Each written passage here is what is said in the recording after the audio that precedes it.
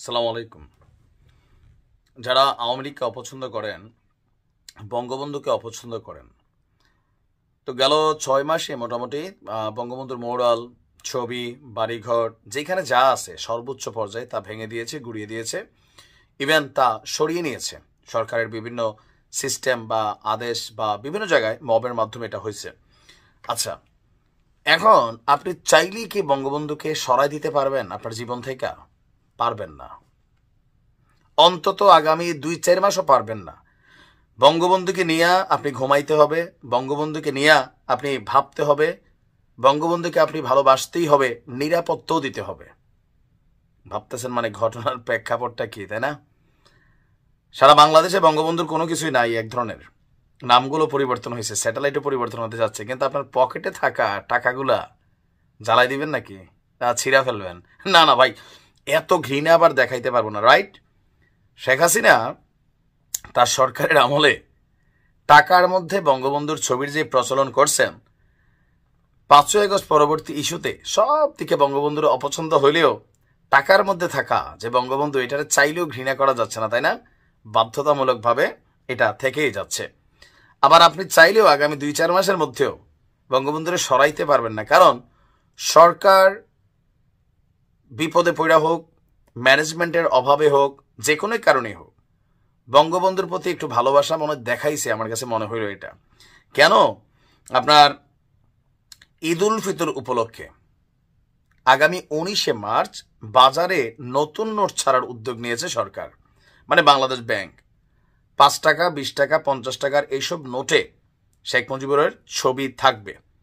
এছাড়া এইসব নোটের পাশাপাশি বাজারে চলমান 100, 200, 500, 1000 নোটও আপনার নতুন নোটও বিদ্যমান ডিজাইনেই আপনার চলবে।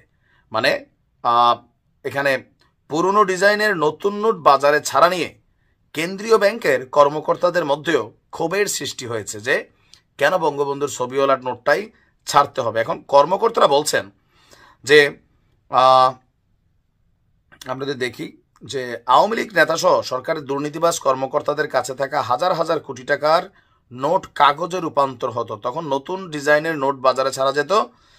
এর মাধ্যমে নোট থেকে বঙ্গবন্ধু শেখ মুজিবের ছবি বাদ পড়ত, কিন্তু বাংলাদেশ ব্যাংক সেটি না করে গণঅভ্যুত্থানের 7 মাস পরে বাজারে শেখ মুজিবুর রহমানের সংবলিত নতুন নোট ছাড়তে চাচ্ছে। বাংলাদেশ ব্যাংকের একাধিক কর্মকর্তার বক্তব্য, মুদ্রা বা নোট হলো দেশের মানুষের সার্বক্ষণিক সঙ্গী। প্রতি মুহূর্তে বাজারে কোটি কোটি টাকার হাত বদল হয়, আর গণঅভ্যুত্থানের পরে সবার আগে 500 এবং 1000 টাকার নোট বাতিল ঘোষণা করার প্রয়োজন ছিল। টোটালে বুঝতে পারছি। এখন বাংলাদেশ ব্যাংকের এই উদ্যোগের পেছনে নাম প্রকাশন হচ্ছে কয়েকজন কর্মকর্তাদের বক্তব্যটা এরকম যে এটা হুট করে হয় না, চাইলাম আর টাকা বইয়ের মতন ছাপাইলাম, বিষয়টা তা না। যখন টাকা ছাপানো হয়, যেমন ডক্টর ইউনূসের সরকার কিন্তু টাকা ছাপাইছে, তো বিদ্যমান পলিসি বা সিস্টেম বা মেকানিজম, মেশিনারিজ ওইটাই ব্যবহৃত হচ্ছে। এগুলো ব্যয়বহুল একটা হিসাব, যে টাকা ছাপানোর জন্য মার্কেটে থাকা টাকাটা এটারে আপনি কিভাবে ব্যান করবেন, নতুন টাকাটা কিভাবে ঢুকাবেন। এখন টাকা তো হাত ঘুরে, ধরেন সরকার নতুন টাকা ছাড়লো, তো পুরান টাকাগুলো কি করবে? এগুলো তো তুইলা নিয়ে যাবে না মার্কেট থেকে, যদি সরকার রাষ্ট্রীয় আইন করে আপনার তুইলা না নিয়ে যায়।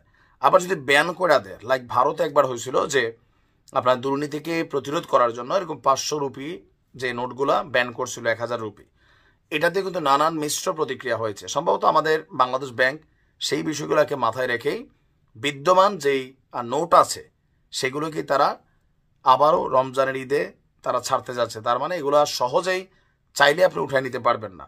তবে একটু আশ্চর্যজনক বিষয় তো এই জায়গাতে আছেই, কর্মকর্তাদের মধ্যে যেমন ক্ষোভ ছিল যে কেন আসলে এখন পর্যন্ত এই 6 মাসের মধ্যে টাকার পরিবর্তনের ডিজাইনটা যেহেতু সারা বাংলাদেশ থেকে বঙ্গবন্ধুর মোটামুটি দৃশ্যমান ভিজুয়াল যা আছে এগুলো সরিয়ে নেওয়া হয়েছে, তারপরেও ইচ্ছার বিরুদ্ধে পকেটে টাকা নিয়া, পকেটে বঙ্গবন্ধুরে নিয়া, বুকের মধ্যে বঙ্গবন্ধুরে নিয়ে, মানে নোটটা যেখানে আছে, হ্যাঁ, কেউ প্যান্টের পকেটে, যে যেখানেই রাখুক, রাইখা কিন্তু ঘুমাইতে হচ্ছে। এই জায়গাতে ভালোবাসা সে চাক না চাক তাকে দেখাইতে হচ্ছে।